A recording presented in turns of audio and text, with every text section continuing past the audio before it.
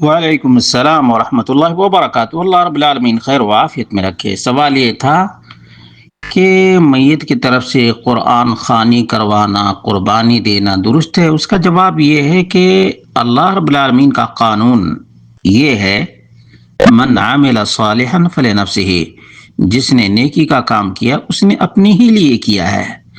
اور اللہ رب العالمین نے فرمایا وَأَن لَيْسَ لِلْإِنسَانِ إِلَّا مَا سَعَى، انسان کے لیے تو اتنا ہی ہے جتنی کی اس نے کوشش کی ہے۔ یہ پہلی بات۔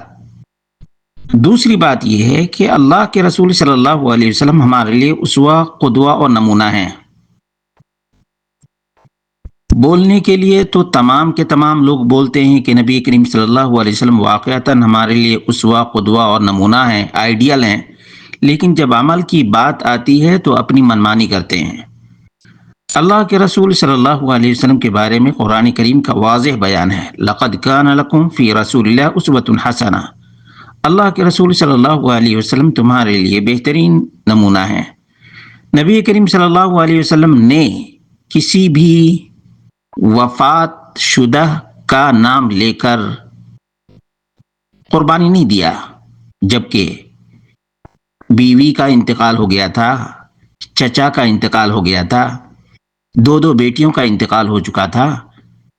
اللہ کے رسول صلی اللہ علیہ وسلم چاہتے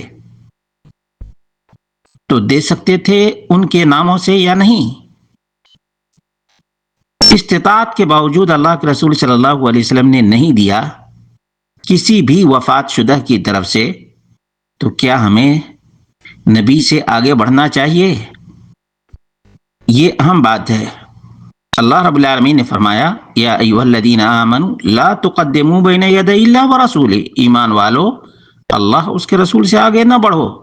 اس لیے جو لوگ بھی میت کی طرف سے قربانی کے قائل ہیں، قیاس آرائی کرتے ہوئے کہ یہ صدقہ میں سے ایک صدقہ ہے، ان کو یہی بات سوچنی چاہیے کہ اللہ کے رسول صلی اللہ علیہ وسلم ایسا کر سکتے تھے یا نہیں کر سکتے تھے؟